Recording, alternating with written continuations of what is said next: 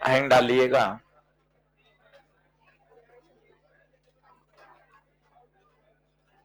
Deviation produced by plane mirror.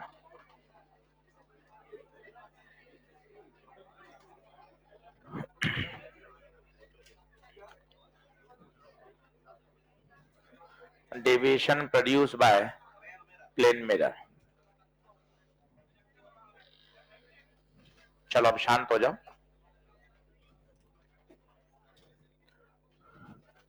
बीस 25 minute का plane mirror और बचा हुआ है, वो पढ़कर फिर अपन आज ऑप्टिकल इंस्ट्रूमेंट शुरू करेंगे।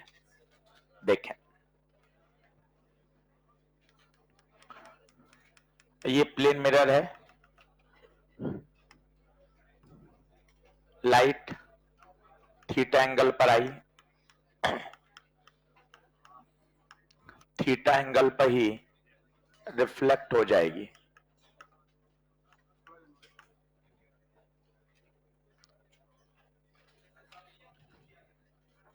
तो इंसिडेंट थीटा पर है, रिफ्लेक्टेड भी थीटा पर।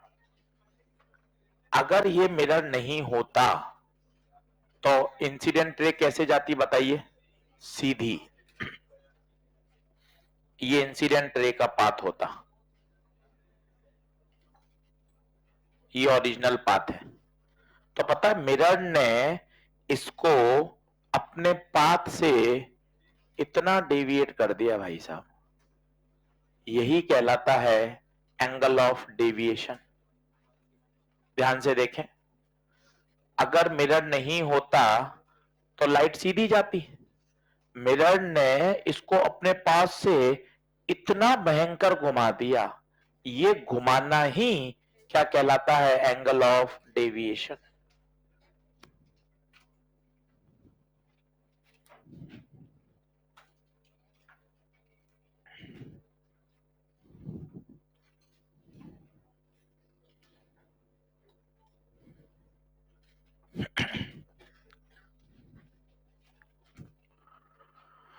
सही बात है। अब कैसे निकालने देखें, इन तीनों को जोड़ दो, जोड़ दो, थीटा प्लस डेल्टा, इन तीनों की जोड़ बताओ कितनी होगी? 180। तो डेल्टा बराबर 180 minus 2 theta. This is called angle of deviation.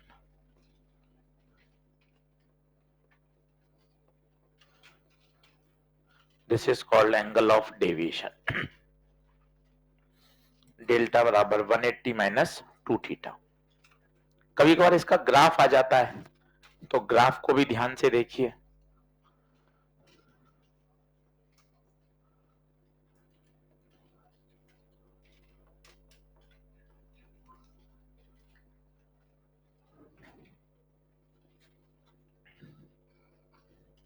One eighty minus 2 theta.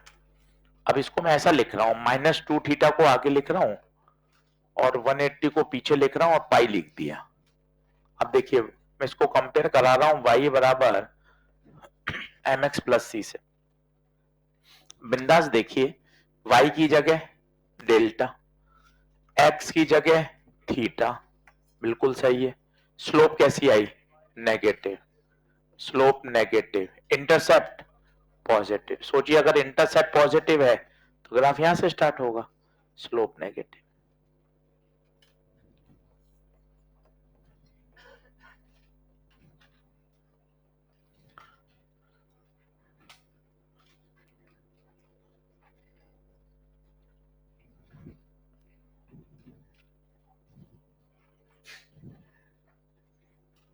तो याद रखिए, deviation produce by plane mirror 180 minus 2 theta.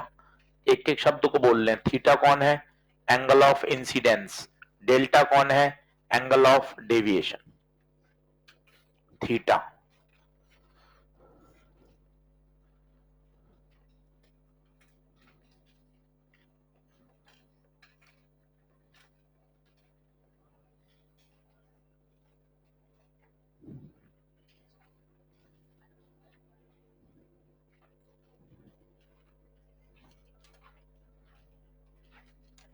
सही है।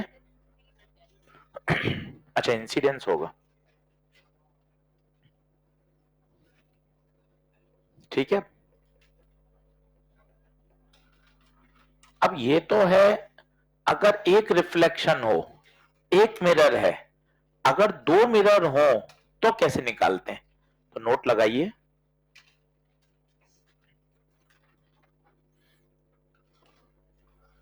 नोट लगाइए। In case of two mirror, in case of two mirrors which are inclined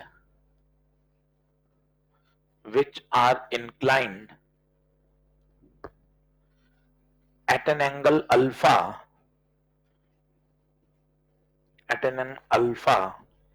then total deviation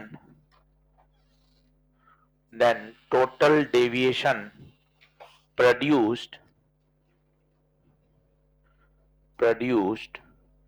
after two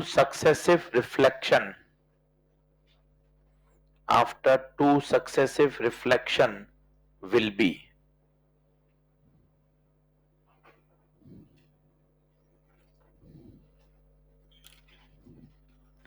अब देखें कहना क्या चाहता हूं, आराम से तसल्ली से समझिए।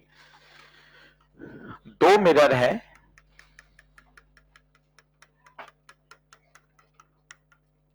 जिनके बीच का एंगल है अल्फा। आपको कहा जा रहा है लाइट आ रही है थीटा एंगल पर। दो रिफ्लेक्शन के बाद जो नेट डेल्टा होगा वो होगा 360 माइनस 2 अल्फा।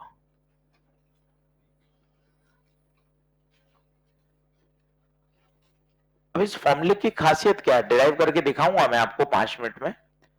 इस फॉर्मूले की जो जबरदस्त यूनिकनेस है वो क्या है, वो देखना। डेल्टा इस बात पे डिपेंड ही नहीं कर रहा कि लाइट कितने एंगल पे आ रही है। एक बार फॉर्मूले को देखिए 10 मिनट, बाद में नोट कर लेंगे, डिराइव कर लेंगे। डेल्टा इस बात पे निर्भर ही नहीं कर रहा कि लाइट कितने एंगल पे आ रही है। लाइट कितने पे आ रही है बताइए? थीटा पर। उत्तर में तो थीटा के दर्शन ही नहीं हो रहे हैं। उत्तर में क्या दिख रहा है? केवल अल्फा। अल्फा क्या है? Angle between the mirrors. अब ये कैसे संभव है कि थीटा पे आए, 15 डिग्री पे आए, 50 डिग्री पे आए, 70 पे आए, सभी पे आंसर सेम आएगा? ये कैसे संभव है? अभी प्रूफ करते हैं। और अल्फा बताइए, अल्फा क्या है? Angle between mirrors. पहले आप लिखिए, इस फॉर्मूले को समझिए। क्या है net delta? This is deviation produce after two reflection.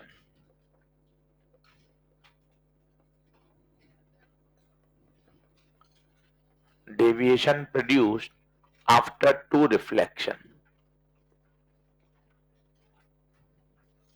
और इस बात को हाईलाइट करिएगा, ये एंगल ऑफ इंसिडेंस पर डिपेंड नहीं करता।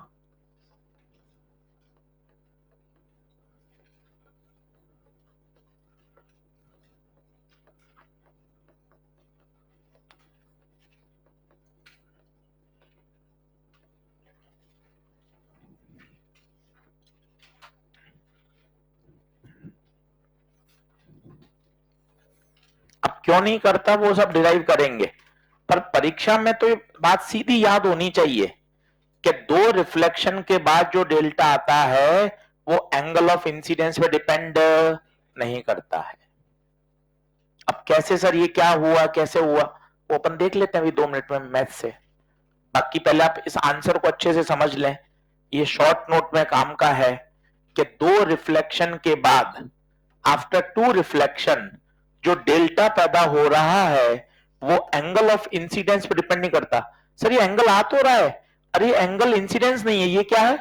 Angle between mirrors. तो पहले रिजल्ट को समझ ले, रिजल्ट को एक बार दिमाग में सेटल डाउन करें कि डेल्टा एंगल ऑफ इंसिडेंस पर डिपेंड नहीं करता है।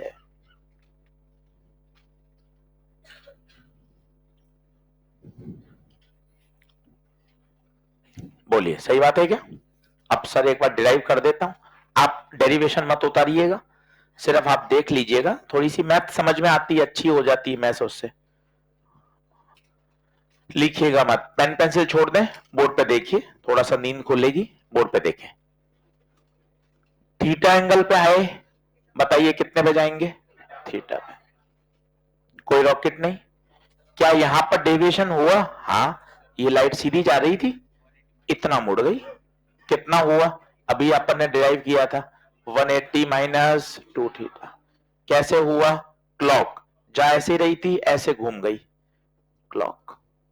ये थीटा है, माना यहां 5 पे इंसिडेंट हुई, सोचो 5 पे आएगी तो 5 पे चली जाएगी। अगर मिरर नहीं होता तो ये कैसी जाती? सीधी। यहां पे पेन रखा, यहां मोड़ गए, बताओ क्लॉक या एंटी क्लॉक? क्लॉक। तो डेल्टा 2 इज 180 माइनस 2 थीटा नहीं, एंगल ऑफ इंसिडेंस 5। ये भी क्लॉक है, वो भी क्लॉक है, तो कुल डेल्टा दोनों को ऐड कर दूं, 180 minus 2 theta plus 180 minus 2 5, 180 plus 180 360, 2 common, theta plus 5। अब ध्यान से देखना, ये थीटा है तो ये 90 माइनस थीटा, ये 5 है 90 माइनस 5, ये और ये 180, तो 90 minus 5 plus alpha plus 90 minus theta must be equal to 180। 90 90 cut गया, थीटा प्लस 5 बराबर, तो in place of theta plus 5 alpha लिख सकते हैं, 360 माइनस 2 अल्फा। आप इसकी सुंदरता देखिए, उस पर थोड़ा सा फिजिक्स की चर्चा करिए। जो नेट डेल्टा है वो इस बात पे डिपेंड ही नहीं कर रहा कि लाइट कितने एंगल पे आ रही है। आप 15 डिग्री पे लाओ, 20 पे लाओ, 30 पे लाओ, 50 पे लाओ, सबके लिए सेम रहेगा। मान लो अल्फा 60 है, तो अल्फा 60 है तो कितना हो गया? 60 दूना 120, 240, ये 240 ही रहेगा। आपकी मर्जी पड़े theta 5 degree, 12 degree, 17 degree, 23 degree, 70 कुछ में लाओ, कोई टेंशन वाली बात नहीं है, क्योंकि उत्तर में थीटा आ ही नहीं रहा। क्या ये बात क्लियर हो रही है? डेरिवेशन की जरूरत नहीं है, इरेज ऑल कर देता हूं। आप सीधा एक बात याद रखिए, ऊपर वाला पॉइंट ध्यान से, क्या? आफ्टर 2 रिफ्लेक्शन नेट डेल्टा कितना आएगा बताइए? 360 माइनस 12।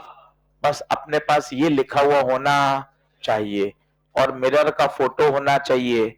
मिरर आपस में कितने एंगल पे बताइए? अल्फा। खत्म, प्रश्न सॉल्व हो जाएगा। प्रश्न आता ही नहीं है वैसे तो, प्लेन मिरर का एक ही प्रश्न आया है, वो अपन ऑलरेडी लास्ट लेक्चर में कर चुके हैं, देख लो। ये लिखा हुआ नहीं है तो लिख लो, ये फाइनल कॉल है। बस इतना अगर आपको याद है तो आपका काम बढ़िया चल जाएगा।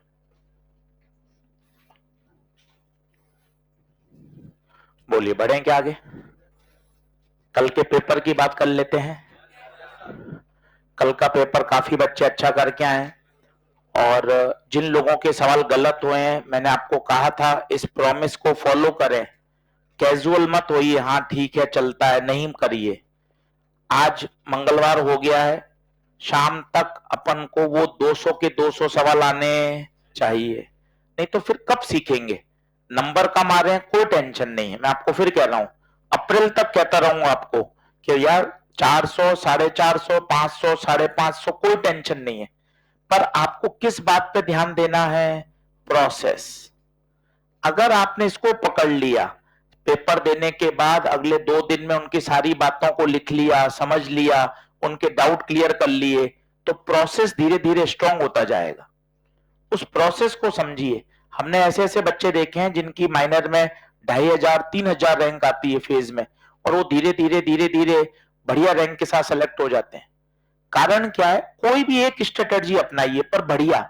जैसे छोटी सी एक स्ट्रेटजी क्या है, मैंने क्या किया, आज फिजिक्स के 20 सवाल किए, तो मैं 2 में अटकूंगा, 3 में, 5 में, 10 में, हर बच्चे का अलग अलग है।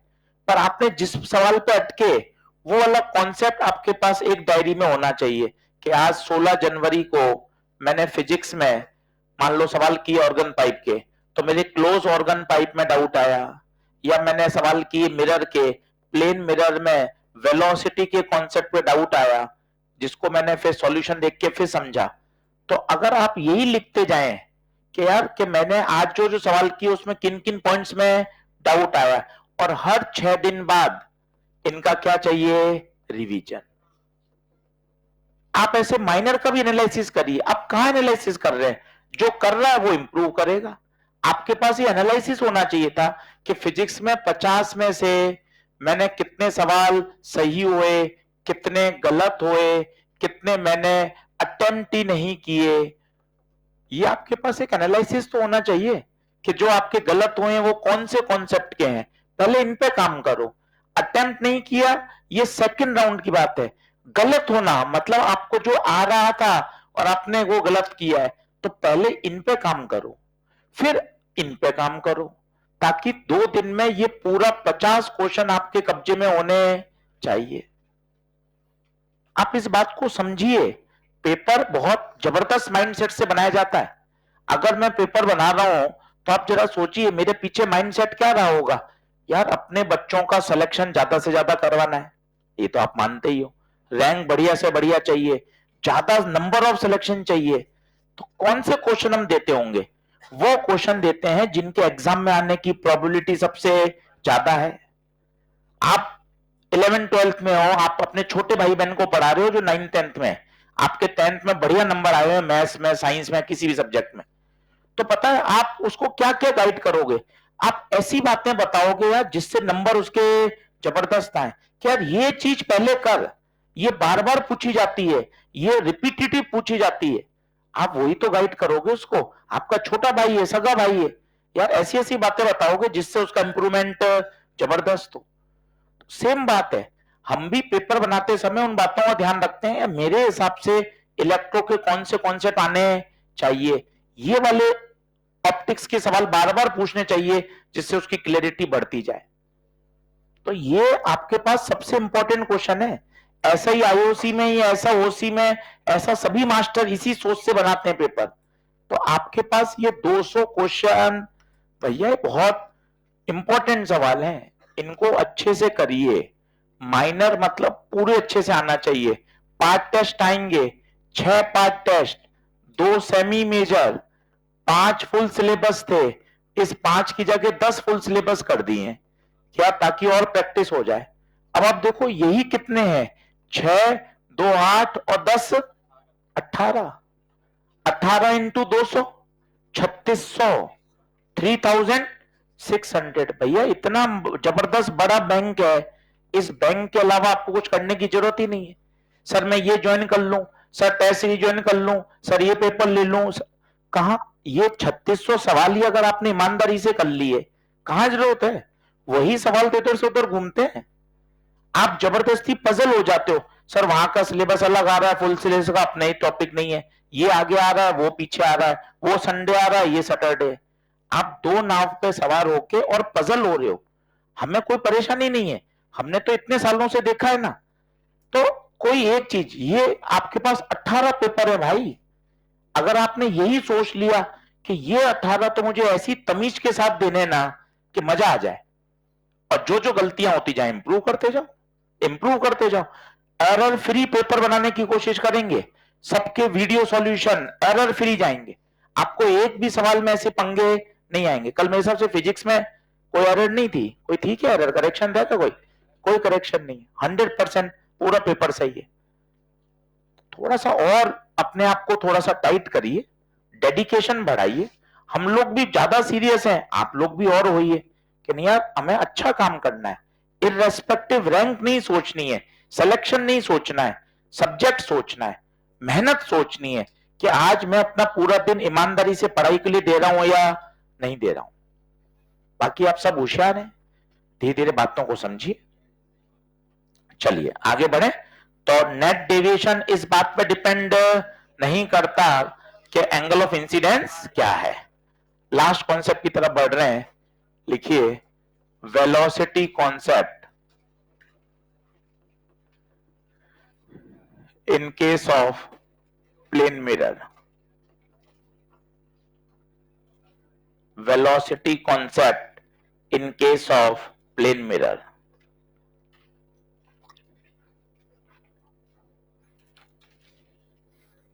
अब प्लेन मिरर में वेलोसिटी कॉन्सेप्ट बहुत आसान है। कैसे? पहले तो स्फेरिकल मिरर का याद करा देता हूं। ये स्फेरिकल मिरर, ये प्रिंसिपल एक्सिस, एक्स एक्सिस मान लिया। किसी को याद है यहां फॉर्मूला?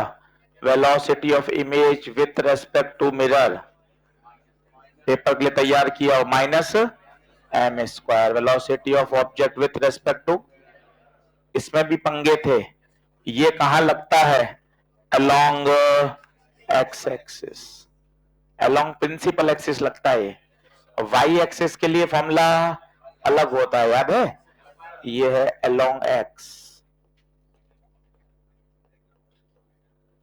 वाई में आपके बैच में शायद बताया नहीं मैंने, या एम आता है, बता दिए थे? अच्छा आपको याद नहीं, कोई बात नहीं, लिख लो आप, अलोंग वाई।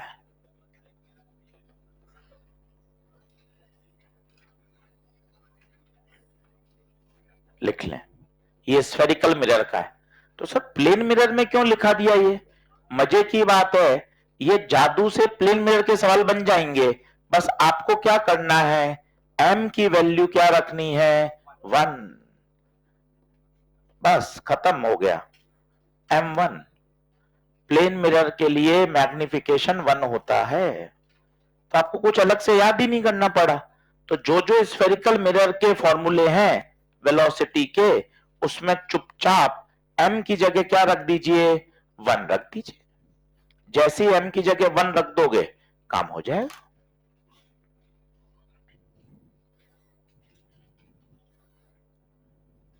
कल किसी के 180 में से 180 है क्या? 1 2 3 4 5, वेरी गुड। 4 लड़कियां लेके आ गई 180। तुम क्या कर रहे हो सब? 100 से ऊपर, 100 से ऊपर खूब बच्चों के, बढ़िया। अब अगले में मैग्नेटिक इफेक्ट आ रहा है, अभी बता दिया है, पूरे 3 हफ्ते हैं मैग्नेटिक इफेक्ट। रोज 20 मिनट दो, लास्ट में तुम हो जाओगे परेशान। रोज 20 मिनट ही देने हैं।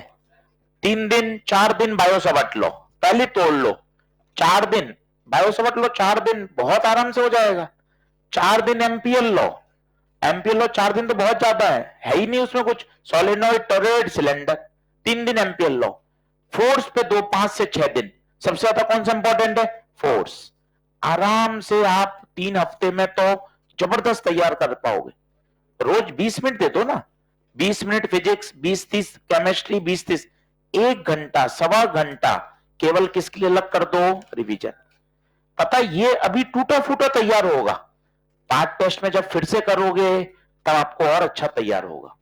अभी आपको लगेगा यार मुझे समझ ही नहीं आ रहा। और जियो मैग्नेटिज्म छोड़ना है, अर्थ मैग्नेटिज्म हटाना है, टेंजेंट गैल्वेनोमीटर भी हटाना है, वाइब्रेशन मैग्नेटोमीटर भी हटाना है। तो एकदम से 18-20 पेज कम हो जाएंगे।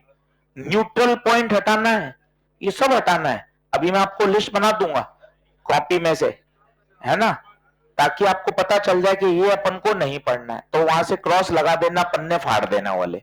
सही है, मैं लिख दूंगा, बिल्कुल बिल्कुल बिल्कुल। तो प्लेन मिरर के लिए m की वैल्यू 1। अब एक बार m की वैल्यू 1 रख दो, देखो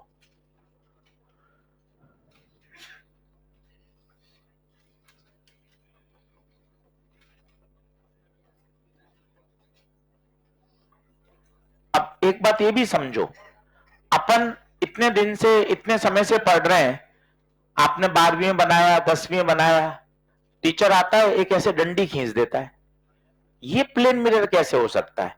घर पे तो अपने प्लेन मिरर ऐसा चौकोर है, दीवार पे लगा हुआ है या अलमारी के आगे लगा हुआ है। ऐसा कैसा प्लेन मिरर होता है? एक डंडी। ये डंडी नहीं है, ये वास्तव में ऐसे रखा गया है। आपको सामने से ये लाइन दिख रही है, मिरर ऐसे रखा गया है। कौन सा प्लेन है? ये है वाई, ये है Z. The mirror is place in Y Z plane.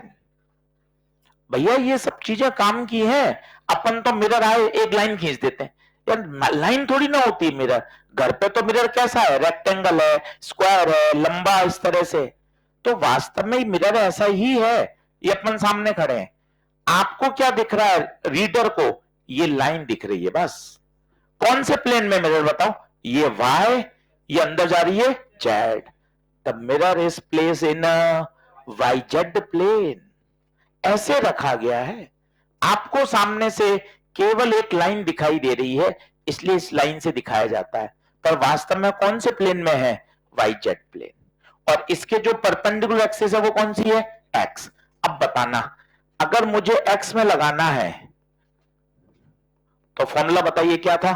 Velocity of image with respect to mirror is equal to minus M square velocity of object with respect to mirror. M कितना रख दूं?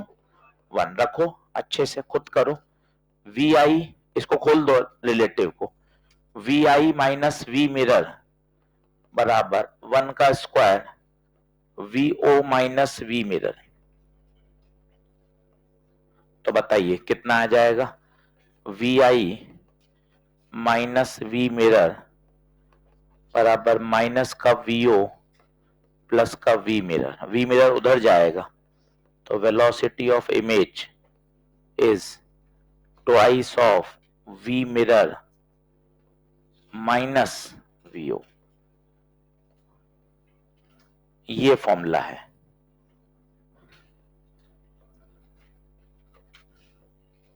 अब इसमें भी बहुत बात समझने की है, पहले आप लिख लीजिए।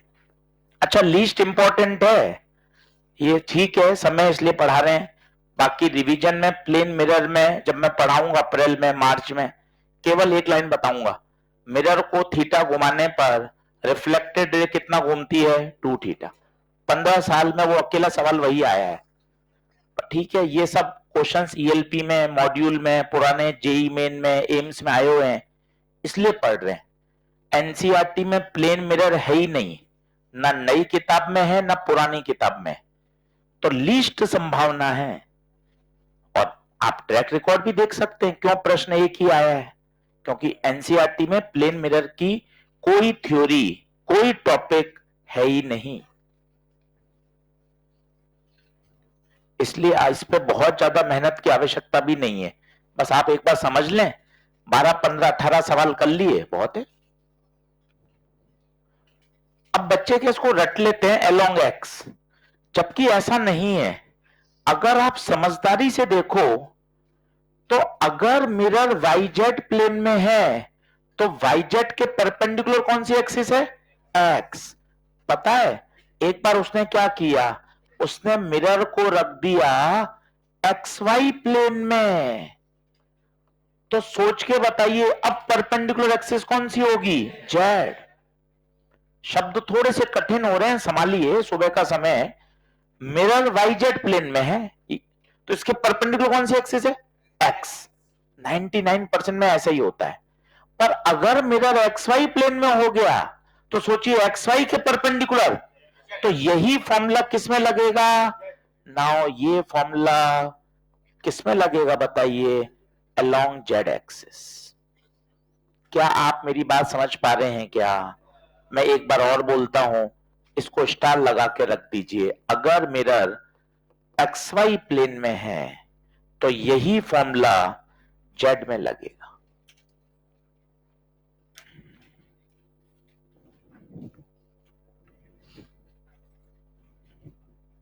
एक क्वेश्चन कराऊंगा अभी अच्छे से तसल्ली से।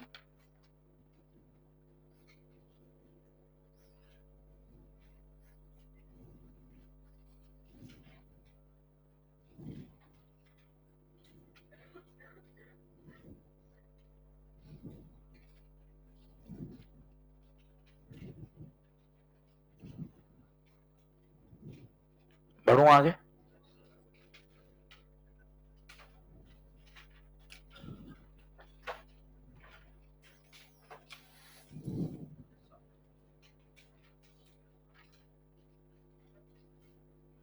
क्लियर? तो ये तो बात हुई अलोंग एक्स। अब वाई में निकालना हो, कर दू, नेक्स्ट कर दूं क्या? जल्दी आओ।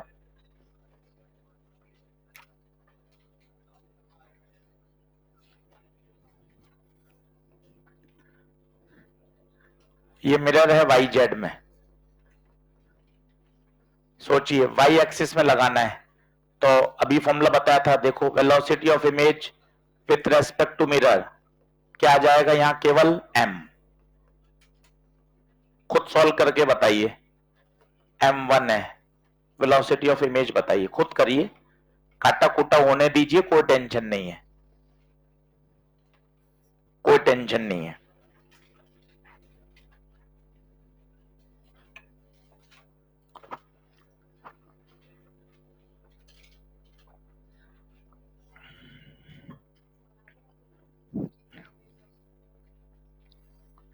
खुद करिए।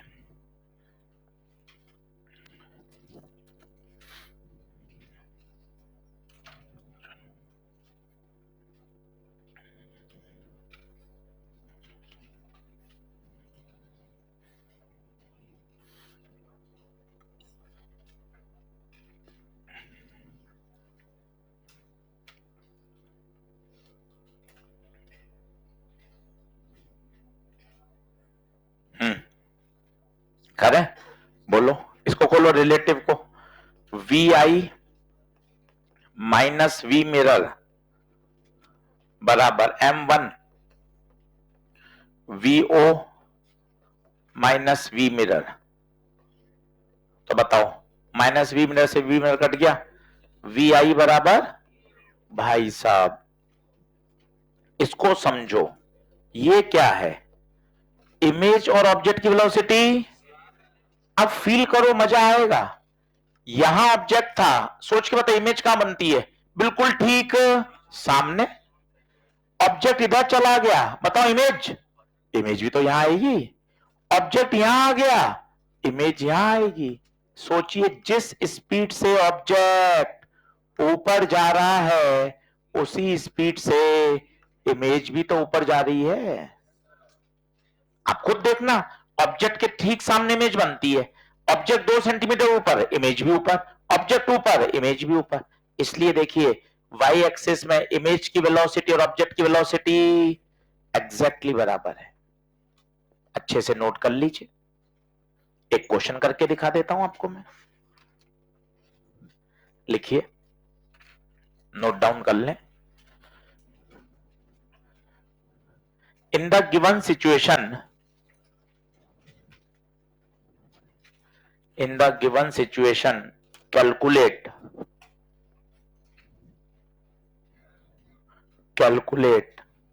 पहला पार्ट velocity of image,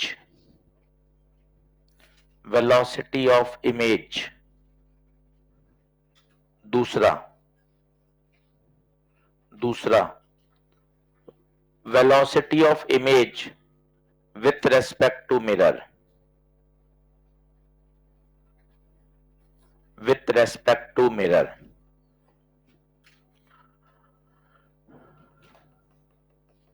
बढ़िया सवाल है,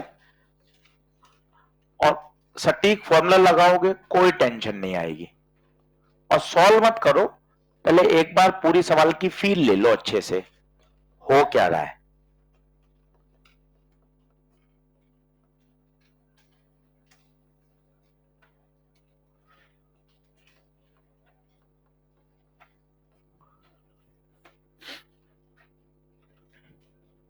आज इंस्ट्रूमेंट शुरू करेंगे भाइयों, इंस्ट्रूमेंट बहुत अच्छे से पढ़ना, छोटा सा टॉपिक है, माइक्रोस्कोप, कंपाउंड माइक्रोस्कोप और टेलीस्कोप, और उस पर 8-10 सवाल कर लेंगे।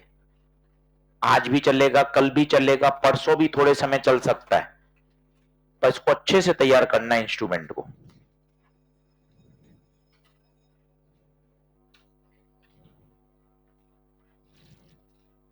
बोलू? चलो पहले मुझे बताओ, प्रश्न पढ़ो क्या हो रहा है। मिरर कौन से प्लेन में? Y Z. कॉपी मत भरो, पहले बातचीत करो। मिरर कौन से में? Y Z. ऑब्जेक्ट कैसा जा रहा है? टेढ़ा। तो पहले तो दिमाग में यही आ गया कि इसके क्या कर लो? कंपोनेंट। ये वाला 10 cos 37, ये वाला 10 sin 37। ये कौन सी वेलोसिटी हुई ऑब्जेक्ट की? एक्स वाली। ये कौन सी वाली है? वाई वाली। अब फॉर्मूले देखे, अलोंग एक्स फॉर्मूला बताओ। अलोंग एक्स, पन्ने पलटो, velocity of image twice of velocity of mirror minus velocity of object. Mirror की वेलोसिटी आंख खोल के बताइए, दो नहीं, -2। ऊपर तीर का निशान है, ऊपर तीर का निशान है, वेक्टर। तो भैया दिशा का ध्यान रखना पड़ेगा। 2 मीटर पर सेकंड पीछे है, -2 आएगा। ऑब्जेक्ट की कौन सी वाली रखोगे? एक्स वाली। एक्स में बताइए 10 cos 37 आई, आगे की तरफ। तसल्ली से वैल्यू रख के देख लो।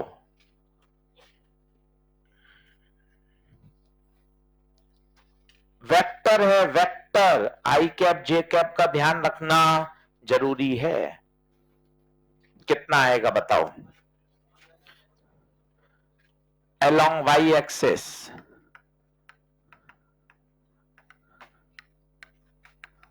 जो ऑब्जेक्ट की होती है वही होती है। ऑब्जेक्ट की वाई में 10 sin 37 6j, तो इमेज की भी 6j।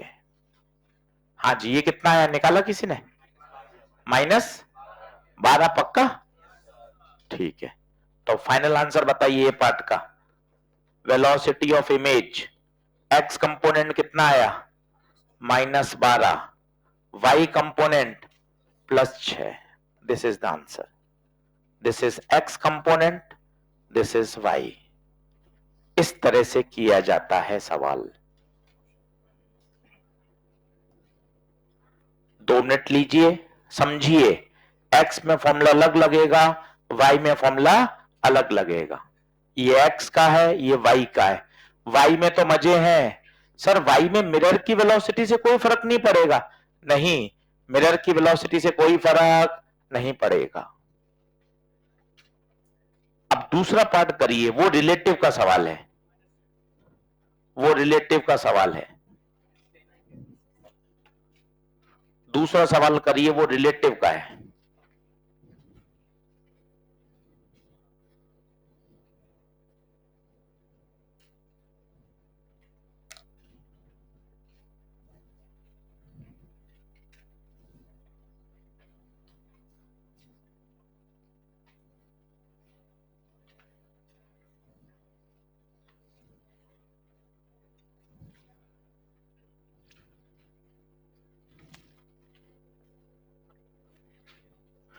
पेपर में जो गलतियां हैं उनको अच्छे से आपस में डिस्कस करो, खुद सोचो। सॉल्यूशन है मेरे से पूछो।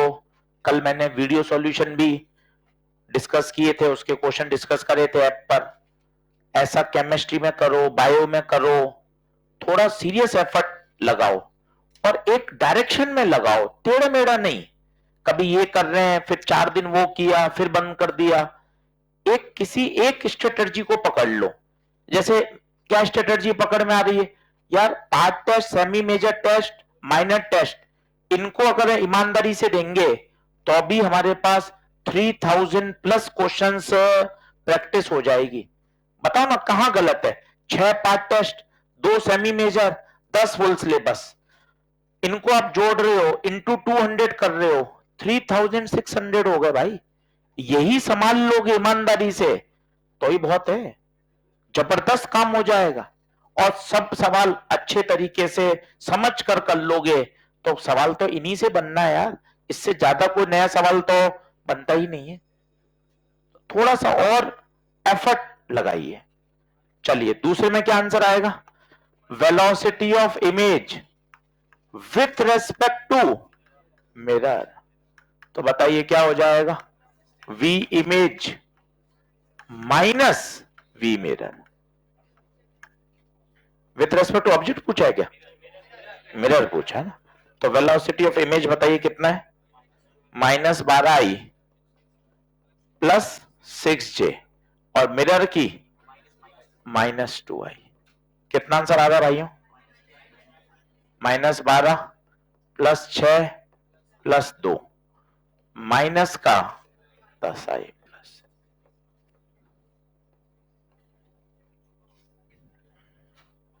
बोलिए ठीक है।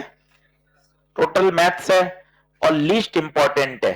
ये जो पिछले 40 मिनट से पढ़ाया कभी भी नीट में नहीं आया है, कभी भी नहीं। पर ईएलपी में 2 सवाल इस पर हैं, 2 मॉड्यूल में हैं, 2 एम्स में आए हुए हैं, जेई मेन के हैं, इसलिए पढ़ लेते हैं।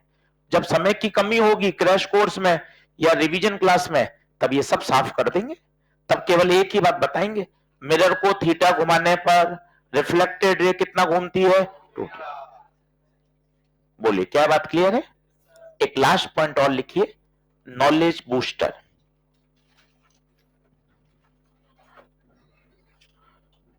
लिखिए,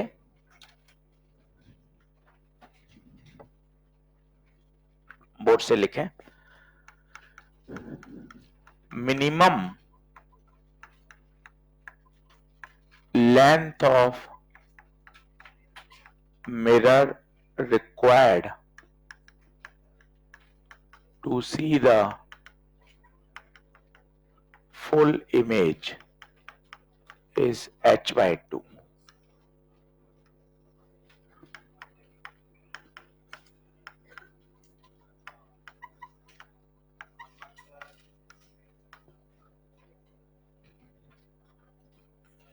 अब ये भी बहुत ही एक जनरल नॉलेज का सवाल है, पर थोड़ा सा समझ लेंगे तो मजा आ जाएगा। कुछ बातें इसमें और इंटरेस्टिंग भी हैं।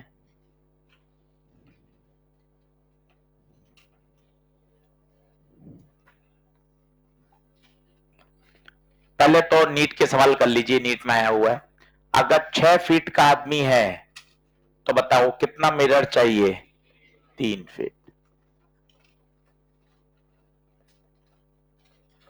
क्योंकि आप सोचो ना, आप भले ही आपको रटा हो इसलिए आप बोल पा रहे हो, पर आपका भी परसेप्शन तो यही कहता है ना यार, अगर 6 फीट का आदमी है तो 6 फीट तो मिरर चाहिए होगा ना, तभी तो पूरा दिखेगा। जबकि आंसर 6 नहीं, आंसर 3 है। वो भले ही आपको याद है इसलिए आपका काम चल रहा है, पर बैक ऑफ माइंड तो आप अभी भी एग्री नहीं है। अभी भी आपके मन में तो वही है यार, पूरी इमेज देखने के लिए मिरर तो पूरा ही तो होना चाहिए यार। आधा मिरर होगा तो मेरी आधी इमेज ही तो दिखेगी। तो अभी मैं आपको प्रूफ करके दिखाऊंगा ये बात, पर सीधा आपको नीट में याद होना चाहिए, 6 फीट का आदमी है तो कितना फीट चाहिए? 3 फीट। अगर 180 सेंटीमीटर का आदमी है तो बताइए कितना मिरर चाहिए? 90। तो ये बात तो ठीक है, ये आप जनरल नॉलेज से या पुराना जो आपको याद है वो सब ठीक है। अब मैं 2 बातें बताऊंगा, एक तो h/2 क्यों, और केवल h/2 रटने से भी काम नहीं चलेगा। ये 3 फीट आंसर तो सही है, पर 3 फीट कहां लगाऊं? मैं 6 फुट का हूं और 3 फुट का मिरर मैंने छत पे लगा दिया। आपने तो कहा था कि 3 फुट लगाओ, पर 3 फुट खरीदने के बाद भी कहां लगाएं? क्या सिर से सिर के मैच करें, आंख से आंख मैच करें, या आधा 1.5 फुट ऊपर आधा 1.5 फुट नीचे? आप समझ रहे हो मैं क्या कह रहा हूं? 3 फुट बिल्कुल सही है। Now what is the position? Location कहां है? मैं यहां खड़ा हूं, 3 फुट का आपने छत से लगाया, यहीं खत्म हो गया। अब कैसे दिखेगा भाई? तो क्या एकदम बराबर लगा दूं या आंख से लगाऊं? अब इन सब प्रश्नों का मैं आपको उत्तर दूंगा कि केवल 3 फुट बोलने से काम, उसके साथ उसकी क्या मैटर करती है? पोजीशन। अब अगले 15 मिनट में वो समझेंगे। ये ठीक है, सीधा सवाल आएगा, टिक करिए, मस्त रहिए। 4 नंबर, 6 फुट 3 फुट का मिरर, 180 सेंटीमीटर 90 सेंटीमीटर आया हुआ नीट में, सीधा आंसर। पर थोड़ा सा विज्ञान और डालिए ना इसमें। केवल 3 फुट बोलने से काम, उसकी लोकेशन भी तो मायने रखती है। तो वो देखते हैं। देख डायग्राम आप देखना, आप मत बनाना, पूरा समझ लेना। सिर्फ समझो।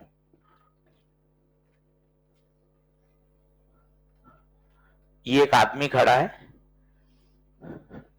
ठीक है, ये किसकी आंख है, ठीक है, ये इसका हेड है, ये फुट है। तो हेड और आई के बीच में दूरी ए, ये दूरी बी। जानबूझ के ऐसा बनाया गया है ताकि रे डायग्राम अच्छा बने। जानबूझ के आंख कितनी नीचे ली गई है ताकि रे डायग्राम आपको मजा समझ में आ जाए। तो हेड और आई के बीच की दूरी ए, आई और फुट के बीच की दूरी, बताओ कुल आदमी की ऊंचाई कितनी हो गई, ए प्लस बी। बताओ कोई दिक्कत नहीं, ठीक है। ये सामने कौन है, मिरर। काफी लंबा मिरर ले आए, देख लेते हैं, जितना काम आएगा उतना रख लेंगे, बाकी हटा देंगे। बोलो ये बात सही है।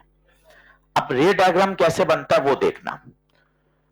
पहले तो मुझे आता पूरी इमेज देखने का क्या मतलब है। मैं पूरी इमेज देख लूं, इसका मतलब मैं अपने बाल देख लूं, हेड देख लूं और अपने जूते देख लें।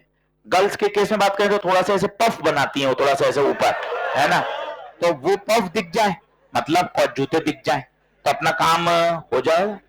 यही होता क्या कहलाता है वो, है ना। तो अपन पूरी इमेज का मतलब क्या है, अपने तो क्या बाल दिख जाए और अपने क्या दिख जाए, जूते। इसका मतलब है क्या हो जाए, पूरी इमेज। बोले क्या ये बात ठीक है क्या। तो पूरी इमेज का क्या मतलब है, सिर दिखना और पैर दिखना। बोलो हाँ है क्या।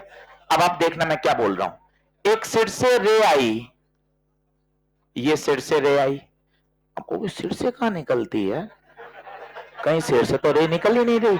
ऐसे में तो झाड़ूंगा तो मैं तो डैंड्रफ निकल जाएंगे सर, मेरे रे कहां निकल रही है सर। तो रे कैसे निकलती है, किताबों में तो लिखा हुआ है। अब इसको भी आप समझिए, ये बचपन से आप 10th में साइंस के टीचर से सुनते आ रहे हो, ऑब्जेक्ट से रे निकलती है, ऑब्जेक्ट से रे निकलती है। निकलती कहां है, अपने में तो कहीं नहीं निकल रही रे यार। तो होता क्या आप समझो, इसके पीछे की बात क्या लिखते नहीं है किताब में, इसलिए वो चलता रहता है।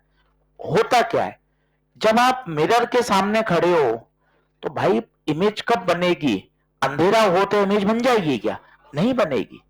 स्टेप नंबर 1, ये लाइट हमारे ऊपर गिरती है, चाहे सनलाइट हो, ट्यूबलाइट हो, टॉर्च का प्रकाश हो, कमरे का बल्ब हो, एलईडी हो, तो ये लाइट हमारे ऊपर गिरती है और फिर हमारी बॉडी से सभी दिशाओं में क्या होती है, फैलती है। तो यहां मिरर होगा, टकरा के यहां भी जाएगी, यहां भी जाएगी।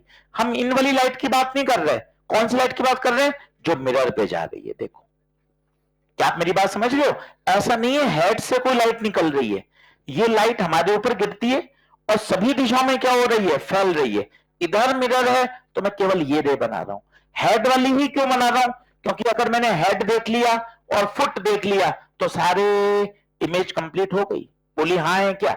अब आप देखते जाइए क्या होगा, कैसे इमेज बनती है। ये आई, ये लॉ ऑफ रिफ्लेक्शन, जितने एंगल पे आएंगे उतने एंगल पर जाएंगे। ये देखिए ये रिफ्लेक्ट होके कहां गई, आंख में। पता है आंख को क्या लगा कि यार ये रे कहीं पीछे से आ रही होगी। सर क्या बात कर दी सर, ऐसे कैसे लग जाता है आंख को पीछे से आ रही होगी, ये आज की बात थोड़ी ना है, ये कभी से आप पढ़ रहे हैं। चलो सर कोई पुरानी बात बताओ, तभी तो कॉन्फिडेंस आएगा। आओ देखो, ये सबसे पुराना एग्जांपल अपना 10वीं का, बीकर, बीकर में कॉइन, कॉइन से रे, डेंसर से रेरर, रिफ्रैक्ट, आंख में गई, आंख को क्या लगा ये कहीं पीछे से आ रही होगी। आंख आज तक ये समझ ही कहां पाई कि रिफ्रैक्शन हो रहा होगा, नहीं भाई, आंख को ये कहीं पीछे से आती हुई महसूस होती है और वहीं तो हमें कॉइन की क्या दिखती है, इमेज। आंख ने कहां सोचा, आंख ने तो क्या सोचा, ये रे जा रही है, अच्छा इसका सोर्स कहीं पीछे रहा होगा और हमें कॉइन की क्या दिखने लग जाती है, इमेज। यही है, यही है, देखो आप, ये टकरा के आई, मैंने कलर बदला, क्यों कलर बदला, ये इंसिडेंट रे है और ये रिफ्लेक्टेड रे, आंख में ये गई, आंख को ये कहीं पीछे से आती हुई महसूस। ये देखिए हेड का कौन सा पार्ट दिखने लग गया, सबसे ऊपर वाला पार्ट। देखो इसी तरह से एक पैर से रे आई, एक पैर से रे आई, ये यहां आई और टकरा के कहां गई, आंख में गई। ये देखिए आप, ये टकरा के आंख में गई। आंख को ये कहीं पीछे से आती हुई महसूस होगी और इस तरह से सारी रे को बनाएंगे तो इमेज बनने लग जाएगी। देखिए, दो ही रे क्यों बनाई, बट ऑब्वियस ही बात है, हेड दिखा दिया और फुट दिखा दिया, बाकी तो पूरी इमेज बन गई। अब बताओ कौन सा मिरर काम का है, क्या केवल यही मिरर काम का है क्या? क्यों सर, इसने क्या बिगाड़ा है? बनाओ ना टेढ़ा मेढ़ा, हेड से क्या यहां नहीं जाएगी, जाएगी, पर पता है ये टकरा के कहां जाएगी, ऊपर। इसका आंख से कोई लेना देना नहीं है। नीचे वाले पैर से यहां भी टकराएगी भाई, तो ये आंख में नहीं जाएगी क्या? सर मेरे क्या दिक्कत है, लो सर आंख में। ये गलत कर दिया आपने। इंसिडेंस और रिफ्लेक्शन एंगल देखो बराबर कहां है, तो ये टकरा के इधर जाएगी और इस रे का कोई यूज नहीं है। आप बातें करिए तब बात समझ में आएगी। यार यही क्यों लिया, क्या इधर इधर रे नहीं टकरा रही है, टकरा रही है ना, पर वो टकरा के आंख में जाएंगी ही नहीं। क्या आपको मेरी बात समझ में आ रही है? अब बताइए कौन सा मिरर काम का है, कौन सा मिरर काम का है, केवल और केवल इतना सा। अब देखिए जादू से 1 मिनट में आ जाएगा, देखना देखना। ये दो ट्रायंगल देखना, क्या ये एंगल और ये एंगल बराबर है? ये साइड और ये साइड दोनों में क्या है कॉमन? ये 90 और 90 बराबर है। बचपन में याद करिए, अगर ट्रायंगल में 3 बातें बराबर हो जाती थी तो हो जाते थे कॉन्ग्रुएंट। क्या बोलते थे? कॉन्ग्रुएंट। सर्वांगसम, सर्वांगसम का मतलब होता है अगर 3 बातें बराबर हो गई, अब सब चीजें बराबर होंगी। बताओ ये ए है तो ये a/2, ये भी आधा आधा ही होना पड़ेगा। Same same. बताइए, ये एंगल बराबर, ये 90 90, ये कॉमन, ये टोटल भी है तो ये b/2। अब मजे आने वाले हैं, बोर्ड पे देखना। ये लाइन खींची, ये लाइन खींची, ये कितना a/2, तो ये भी a/2, ये b/2, ये भी b/2। आंसर आने वाला है, ध्यान से देखिएगा। क्या इतना ही मिरर चाहिए क्या? बाकी सारा बेकार है।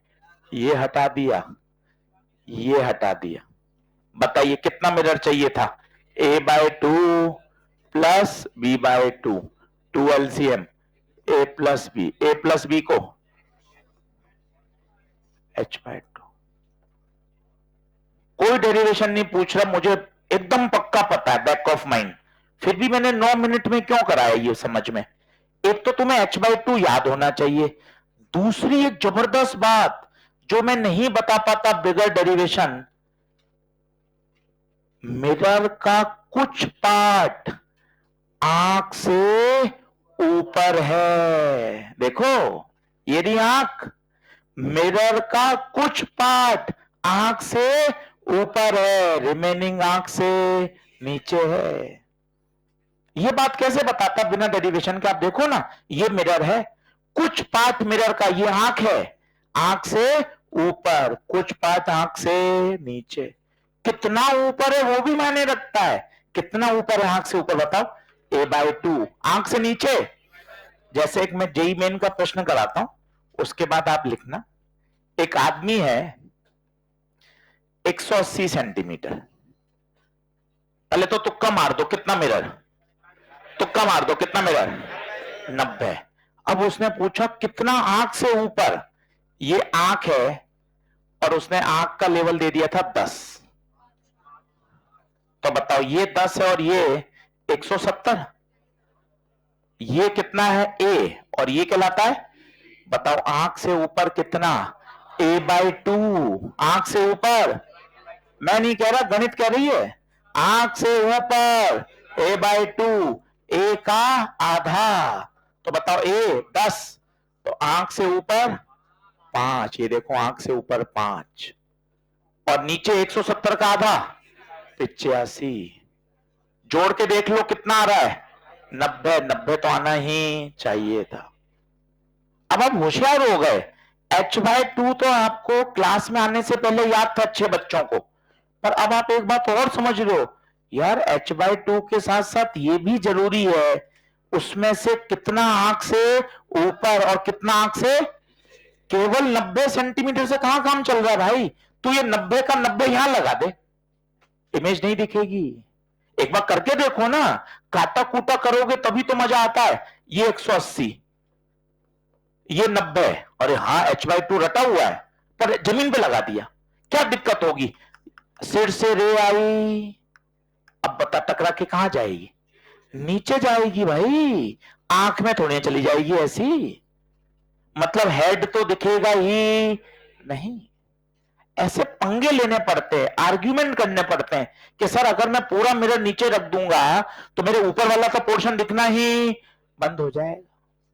बताइए क्या ये बात क्लियर है? क्या मेरे हिसाब से ये बनाने की जरूरत नहीं है, आप केवल आदमी बना लें और ये ए और बी मार्क कर लें, ये a/2 b/2 बस, बाकी रे डायग्राम की आवश्यकता नहीं है।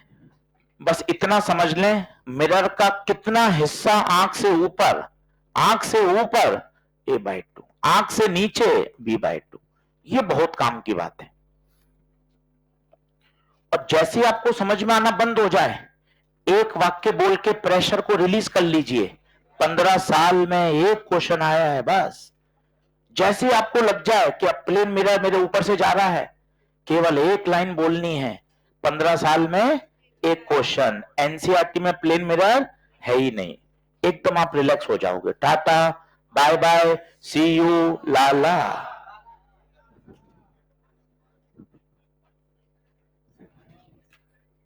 जिस मोमेंट पे आपको लगने लग जाए कि भैया प्लेन मिरर तो ऊपर से जा रहा है, तुरंत ये बात बोल लें।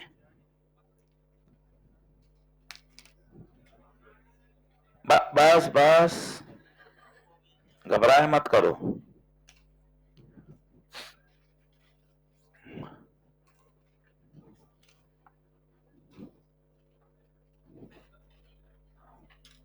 हाँ जी हाँ जी, लिख लिया क्या?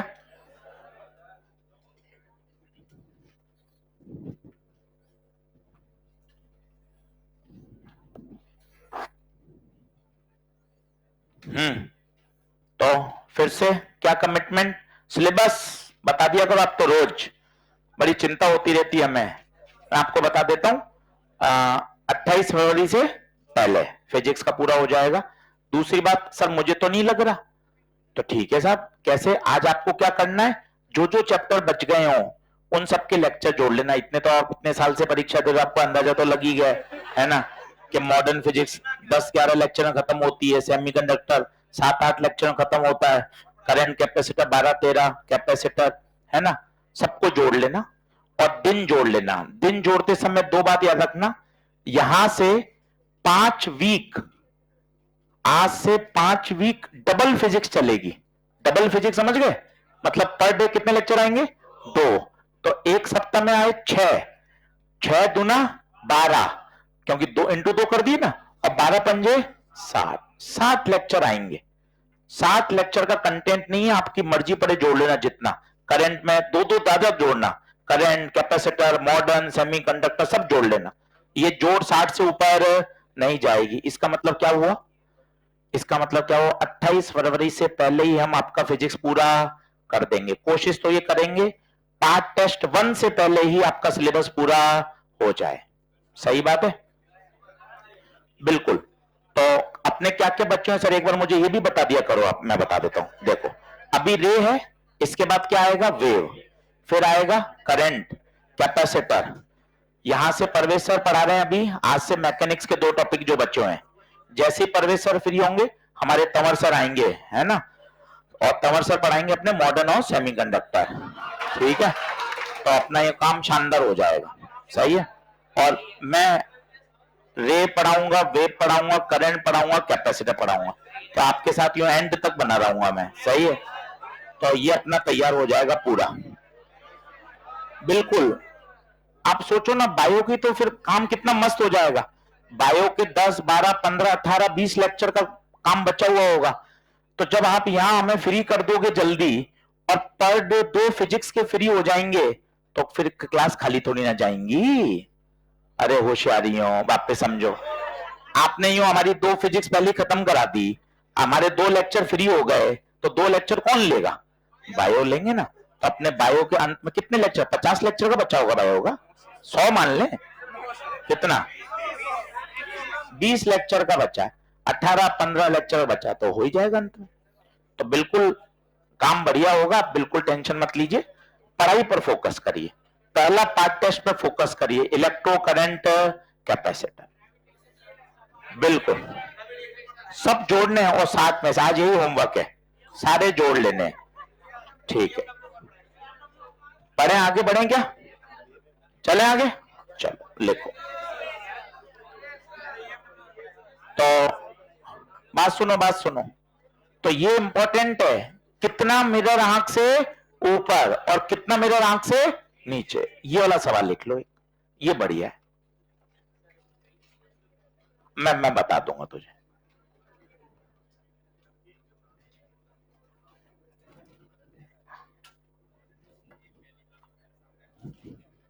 ये वाला क्वेश्चन लिख लें, मिरर 90 ही है, आपसे मैं पूछूं मिरर कितना चाहिए, तो आंसर 90 ही है, पर 90 में से 5 सेंटीमीटर आंख से ऊपर, ये आंख EYE लिख लेना पूरा, 5 सेंटीमीटर आंख से ऊपर और 85 आंख से नीचे।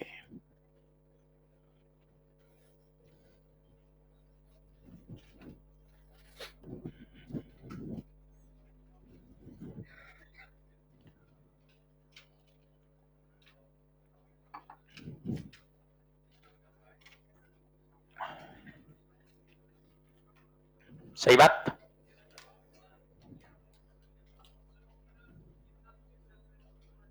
ये वाली दूरी मैटर नहीं करती, ये वाली दूरी का कोई फर्क नहीं आएगा, कोई फर्क नहीं पड़ेगा।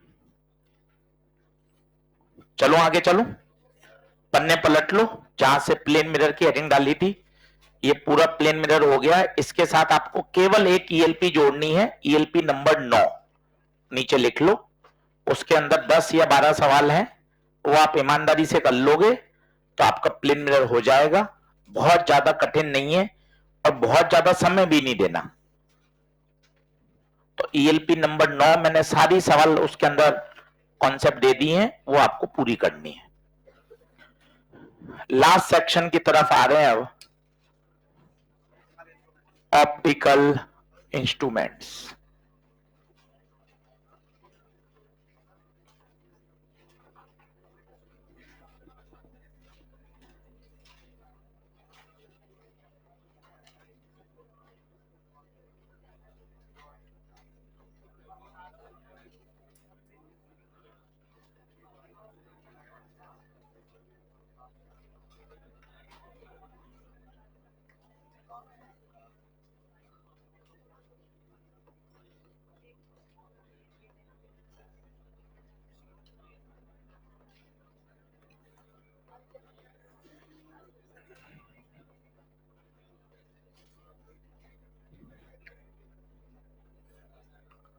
सिंपल कंपाउंड टेलीस्कोप, ये 3 अपने सिलेबस में है, अच्छे से पढ़िएगा। और एक सामान्य डर होता है इंस्ट्रूमेंट के सवालों में, पर अगर आप 2 लेक्चर अच्छे अटेंड कर लेंगे, कल का और परसों का, आपका एक भी सवाल इंस्ट्रूमेंट का नहीं फंसेगा। क्या मैं आपको तरीके सिखाऊंगा जिससे सवाल बहुत जल्दी सॉल्व हो जाएगा, और जो आपकी किताबों में मॉड्यूल में बड़े बड़े फॉर्मूले हैं उनको याद भी नहीं करना पड़ेगा। तो कुछ मैं आपको यहाँ तरीके, कुछ टेक्निक्स बताऊंगा, उससे अपने सवाल बहुत फास्ट सॉल्व होंगे। आज हम सबसे पहले पढ़ रहे हैं कि ऑप्टिकल इंस्ट्रूमेंट करते क्या है। हम बचपन से सुन रहे हैं टेलीस्कोप, वो छत पे लगा के देखते हैं चांद तारे, तो यार टेलीस्कोप लगाने से वो बड़े क्यों दिखाई देते हैं? दूरबीन जिसे बोलते हैं अपन कभी कभार, टेलीस्कोप है, यार ऐसा क्या होता है कि दूर की चीजें बड़ी दिखाई देती हैं, पास दिखाई देती हैं, तो ये क्या सब चीजें हैं? तो उसको अपन बढ़िया तरीके से समझते हैं। और उसके लिए सबसे पहला टॉपिक पढ़ना पड़ेगा विजुअल एंगल। विजुअल एंगल, अब इसको थोड़ा फील करना पड़ेगा तब काम चलेगा, है ना? पेन दो। कौन आएगा? चश्मा नहीं लगा तो आजा। हाँ, अब सुनना सुनना समझना, है ना? आ जाओ ऊपर। ये विन लिखा हुआ है, इसके नीचे ये क्या लिखा हुआ? नहीं दिख रहा? इतनी दूर से थोड़ी दिखेगा। क्यों? तो चश्मा लगाया करना। आंखें खराब हैं तेरी, विदाउट तो क्या? कोई नहीं घबराएगा।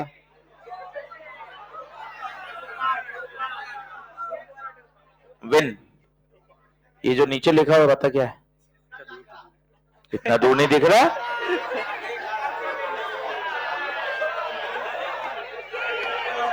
कौन आएगी ये लड़की? इधर आ। रुको रुको रुको, अभी ऐसे घबराओ मत, है ना? ऊपर विन है, ये नीचे छोटे छोटे अक्षर क्या लिखे हैं? Visual quality. ये नीचे वाले शब्द बता।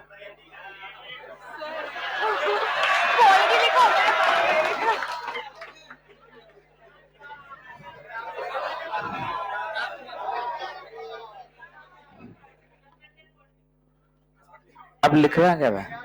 क्या दिख रहा है? Extended quality. ये नंबर दिख रहे हैं छोटे छोटे? ये भी पढ़ पा रहा है? ये तो गड़बड़ है मामला है। दूर से वो अक्षर दिखाई नहीं दे। मैंने उन्हीं 3 बच्चों को बुलाया जिनके चश्मा नहीं है, नहीं तो आप कह देता अरे सर मायोपिया होगा, हाइपरमेट्रोपिया होगा, है ना? आप बात को गंभीरता से समझिए। मैंने उन्हीं 3 बच्चों को बुलाया जिसके चश्मा नहीं है, पर वो भी दूर से नहीं पढ़ पा रहे, पास से एकदम साफ पढ़ लिया। तो सोचते हैं क्या हुआ होगा? क्या पास आने पर अक्षर बड़े हो गए होंगे क्या? नहीं यार, अक्षर तो वही रहे। पास आने पर क्या मेरी आंखें बड़ी हो गई होंगी क्या? नहीं सर, आंखें भी वही रही हैं। तो यार फिर ऐसा क्या हुआ? पास, और आप भी इस बात से एकदम सहमत होते हो कि हाँ यार, कभी रिफिल है, पेन के नीचे के छोटे छोटे शब्द नहीं पढ़ने आते, तो आप पहला काम क्या करते हो? उसको पास लाते हो और तुरंत पढ़ लेते हो। ये क्या नाटक है यार? ये क्या विज्ञान है? क्या मैं दूर से तो दिख नहीं रहा है, और जैसे हम उनको पास लाते हैं आराम से पढ़ लेते हैं। ना तो अक्षर बड़े हो रहे हैं, हाँ यार सर हम इतने समझदार तो हम भी हो गए, अक्षर तो बड़े नहीं हो रहे हैं। ना आंखों के अंदर शक्ति बढ़ रही है कि पास आने पर आंखें एकदम भाई साहब ऐसे हो गई, ऐसा भी नहीं। तो कुछ तो विज्ञान लगा होगा ना, कि पास आने पर और दूर आने पर, जैसे पानी की बोतल है, अभी पानी की बोतल है, सब ऊपर पकड़ो, अभी आप देखना पानी की बोतल का साइज, ये मैंने ऊपर वाला हाथ, ये नीचे हाथ, ये पानी की बोतल का साइज इतना है, ठीक है? अभी ऐसे ही रखना ऊपर। अब मैं इसी पानी की बोतल को यहां से देख रहा हूं, अब आप देखो मैंने ऊपर और नीचे, भाई साहब पानी की बोतल इतनी दिखाई दे रही है, और दूर से जाओगे तो यही पानी की बोतल और छोटी होती जाएगी। तो सर ये क्या है? क्या पानी की बोतल छोटी हो रही है? नहीं सर, साइज तो वही है। सर आप दूर से देख रहे हो यार, दूर से देख रहे हो, ये जो आपने उत्तर दिया है ना, ये 6ठी क्लास वाला बच्चा भी दे सकता था। फिर 6ठी से बाद भी क्या किया, है ना? आप ये भी तो समझो, आपने उत्तर क्या दिया? सर दूर से देख रहे हो ना सर, इसलिए छोटा दिख रहा है सर। पर आप भी समझो, ये जो उत्तर है ना, ये वो 6ठी क्लास वाला बालक भी दे सकता है कि दूर से देखने पे छोटा दिखाई देता है। अब इसकी मैं आपको फिजिक्स बताता हूं कि होता क्या है। अगर आपने ये समझ लिया तो ऑप्टिकल इंस्ट्रूमेंट की शुरुआत हो गई। अब आप देखिए कैसे काम करता है, बहुत आराम से समझना। ये आंख है, ये आंख के अंदर का लेंस, आंख के अंदर लेंस होता है जो परमपिता परमेश्वर ने हमें दिया है, कॉन्वेक्स लेंस होता है। ये पीछे होता है रेटिना, जिसे सरल देसी भाषा में बोला जाता है आंख का पर्दा, जहां पर इमेजेस बनती हैं। वैज्ञानिक भाषा में इसे रेटिना बोलते हैं, रोजमर्रा के जीवन में इसको आंख का पर्दा बोलते हैं। अब आप देखिए, ये मैंने रखा साहब ऑब्जेक्ट। देखते जाइएगा चीजों को, कह रहे यार गजब बातें हैं। ये ऑब्जेक्ट रखा, पेन रखा, कैंडल रखी, पानी की बोतल रखी। क्या होता है, ये लेंस इसको कन्वर्ज करता है और रेटिना पर क्या बनती है, इमेज। ये रेटिना पर इमेज बनती है और दिमाग इसी इमेज को क्या करता है, परसेप्शन करके समझ लेता है। ये बात अलग है कि इसका जवाब आज तक किसी के पास नहीं है कि इमेज तो कैसी बनती है, उल्टी, पर हमें तो महसूस कैसी होती है, सीधी। तो कुछ परम पिता परमेश्वर के पास शक्तियां हैं, जिसे बोला जाता है असीम शक्तियां, कि उनके आगे सब बेकार है। तो इसका उत्तर आज तक नहीं है। वो भले ही रॉड्स बोल देते हैं, कॉन्स बोल देते हैं, ऑप्टिकल नर्व बोल देते हैं, पर इसका उत्तर आज तक नहीं है कि पर्दे पर इमेज तो कैसी बनती है, उल्टी। परंतु हम कैसी देख पा रहे हैं, जैसी पानी की बोतल है वैसी तो देख रहे हो, उल्टी पानी की बोतल थोड़ी दिख रही है। क्या ये बात सही है? तो इसका उत्तर तो किसी के पास है भी नहीं। अब बात करते हैं आगे। इसी ऑब्जेक्ट को भाइयों देखना, इसी ऑब्जेक्ट को इतना ही साइज मैंने खिसका के यहां कर दिया। वही ऑब्जेक्ट, वही साइज, वही आंख, बस पानी की बोतल कहां ले गए, दूर। अब आप देखना क्या कमाल होगा, आपको मजा आ जाएगा। ये लाइट सीधी गई, ठीक है, जो सेंटर से जाएगी वो सीधी जाएगी। आप खुद बताइए, अब पर्दे पर जो इमेज बन रही है पहले से छोटी बन रही है, बड़ी बन रही है, छोटी बन रही है। मतलब अब थोड़े अच्छे शब्द बोलो, जैसे जैसे वस्तु दूर जाती जाती है पर्दे पर बनने वाली इमेज का साइज भी, और पर्दे पर जब इमेज छोटी बनेगी तो दिमाग का जो परसेप्शन है वो भी क्या है कि वो चीज क्या है, छोटी। इसे ही कहते हैं विजुअल एंगल। जितना ऑब्जेक्ट पास में होगा, ये ऑब्जेक्ट है, ये एंगल है विजुअल एंगल। जितना पास में होगा उतना विजुअल एंगल ज्यादा होगा। देखिए ये ऑब्जेक्ट दूर, आराम से देखिएगा, ये सेंटर से लाइन, खुद बताइए विजुअल एंगल कैसा है, छोटा, इमेज भी छोटी। पास में रखते हैं विजुअल एंगल ज्यादा, विजुअल एंगल ज्यादा, तो पर्दे पर इमेज भी बड़ी, हमारा परसेप्शन भी बड़ा। अब यही उत्तर मैं वापस आपको विज्ञान के शब्दों में समझाता हूं कि जब मैं इन अक्षरों को नहीं पढ़ पा रहा था तो क्या हुआ। अब इसको अच्छा बोलो, अभी इन अक्षरों द्वारा आंख पर बनाया गया विजुअल एंगल बहुत छोटा है, तो इतनी छोटे छोटे शब्द बन रहे हैं कि दिमाग उनको रीड ही नहीं कर पा रहा। पास आने पे क्या हुआ, क्या अक्षर बड़े हो गए, नहीं। आंख बड़ी हो गई, नहीं।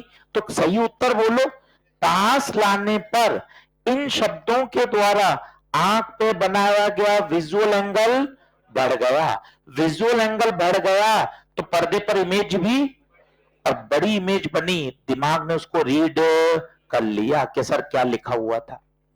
तो सर फिर तो मैं पास लाता ही जाऊं, लाता जाऊं, लाता ही जाऊं और एकदम ऐसे चिपका दूं, नहीं। इसकी भी एक लिमिट है जिसे हम बोलते हैं least distance of distinct vision, जिसे क्या कहा जाता है, 25 सेंटीमीटर।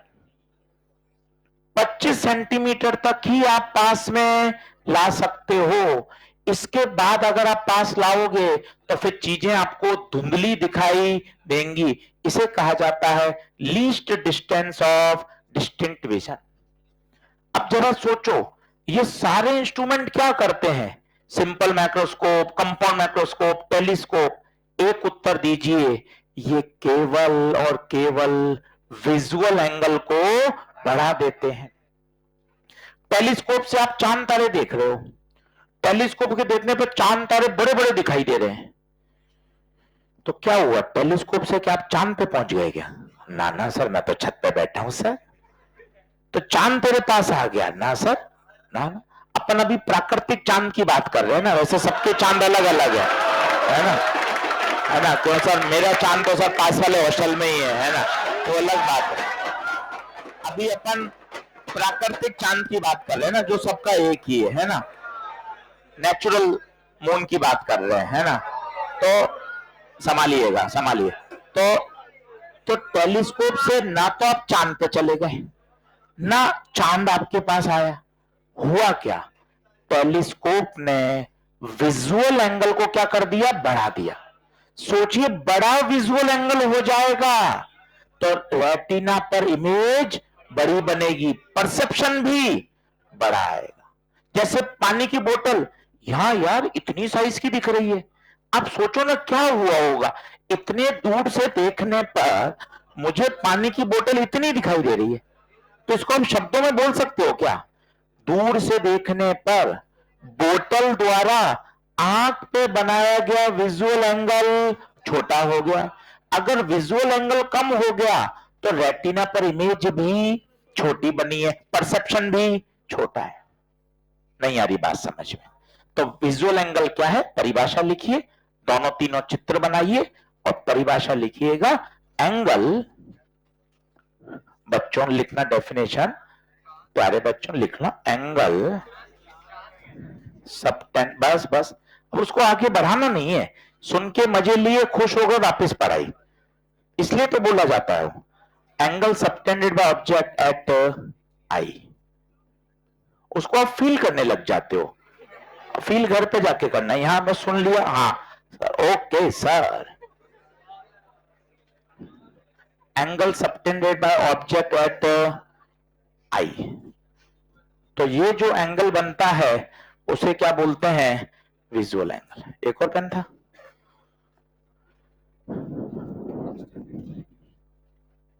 चलिए डायग्राम बना लीजिए। तो ये जो अल्फा है,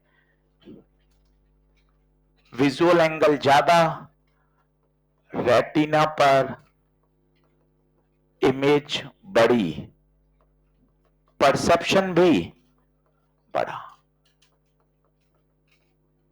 तो थोड़े अच्छे शब्द बोलिए कि सारा खेल विजुअल एंगल का है।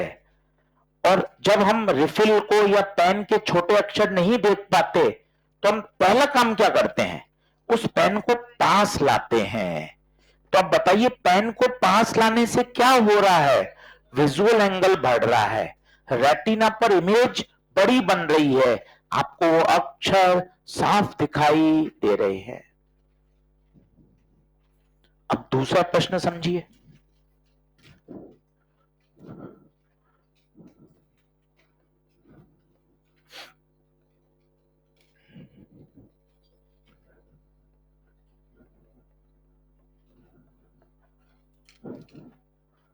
समय पढ़ाई का है और सीरियस होइए, हम केवल यही कहना चाहते हैं आपसे कि अगले जो समय है ईमानदारी से पढ़ते रहिए बस।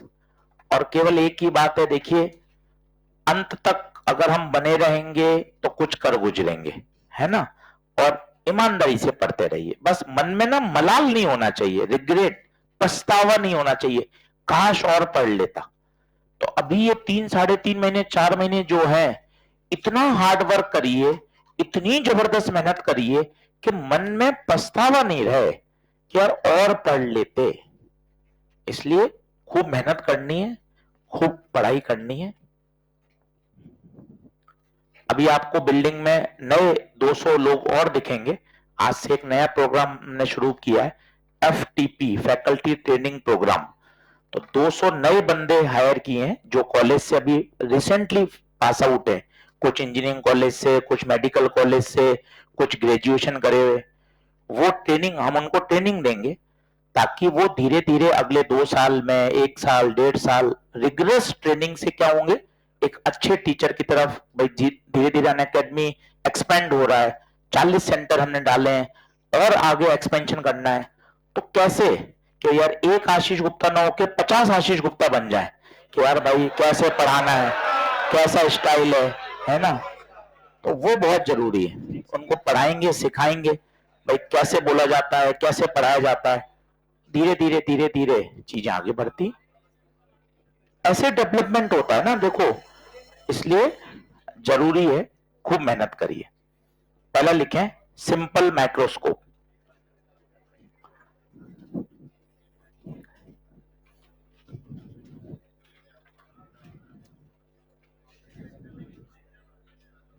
करें, शुरू करें।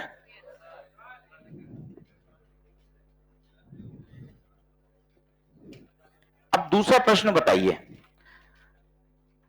इस हाथ में भी लाखों करोड़ों बैक्टीरिया हैं। अगर आप इसको कंपाउंड माइक्रोस्कोप से देखो, या कभी आपने 10th क्लास में वो अपन को दिखाते हैं स्लाइड पर, देखा है आपने कभी? या दही में भी दिखाते हैं, दही का देखा है कभी आपने? कभी देखना यूट्यूब पर वीडियो, तो जो कौन सा राइजोबियम होता है उसको, लैक्टोस, हाँ ऐसे कुछ होता पता नहीं, है ना? तो अब देखो हाथ में भी है, पर यार दिख तो नहीं रहे। आपने तो कहा था पास ले आओ, ये पास ले गया, तो भी नहीं दिख रहे। अब क्या कारण है? सर ये इतने ज्यादा छोटे हैं कि इनका विजुअल एंगल बहुत कम है। आपने तो कहा था ना पास लाने पे बढ़ता है, बिल्कुल सच बात है, पास लाने पे बढ़ता है, बिल्कुल सच बात है। पर 25 सेंटीमीटर लाने के बाद भी वो दिखाई, अब क्या मतलब है? अब पैसा खर्च करना पड़ेगा, कंपाउंड माइक्रोस्कोप खरीदना पड़ेगा। अब बात समझो, पेन के लिए मैंने कंपाउंड माइक्रोस्कोप कहां खरीदा? पास ले आया, सर हो गया काम, tata bye bye see you, काम हो गया। परंतु मेरे हाथ के बैक्टीरिया तो मुझे दिखाई। आपने कहा था पास में लाने से विजुअल एंगल बढ़ता है, बिल्कुल बढ़ता है, 100% सच बात है। पर इनका साइज इतना छोटा है कि विजुअल एंगल बड़ा होने के बाद भी वो अपन को दिखाई, मतलब अपन को विजुअल एंगल को और बढ़ाना है। क्या बात समझ रहे हैं? इसलिए किसकी आवश्यकता पड़ेगी? इंस्ट्रूमेंट की। तभी माइक्रोस्कोप पे पैसा खर्च होगा। यहां माइक्रोस्कोप कहां खरीदा? यहां तो क्या किया बताओ, बोलो, कोशिश करो। ऑब्जेक्ट को पास ले आए, काम हो गया। ऑब्जेक्ट को पास ले आए, काम हो गया। तो फिर ये कब खरीदेंगे? जब 25 सेंटीमीटर लाने के बाद भी मुझे उसकी इमेज दिखाई नहीं दे रही है। समझो ना, अपन वो स्लाइड में, कंपाउंड माइक्रोस्कोप में स्लाइड में देखते हैं ना, तो उसको नॉर्मल आंखों से तो देखा नहीं जा सकता। तो कंपाउंड माइक्रोस्कोप क्या करते हैं? क्या बैक्टीरिया की टांग पकड़ के बड़ा कर देते हैं क्या? नहीं सर, ये तो संभव नहीं है। तो फिर क्या होता होगा? अच्छा शब्द बोलो, विजुअल एंगल को क्या कर देते हैं? बढ़ा देते हैं। तो कल मैं आपको यही सिखाऊंगा, कल से शुरू करेंगे। पहला सिंपल माइक्रोस्कोप, कल मेरा टारगेट है ये दो पढ़ाना, इन पे न्यूमेरिकल कराना, और परसों अपन इस चैप्टर को पूरा बाइंड अप कर देंगे। क्लियर है बात? चलिए, धन्यवाद।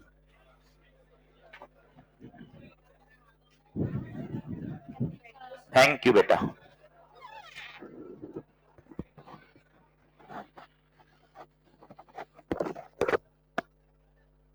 भिजवा दो।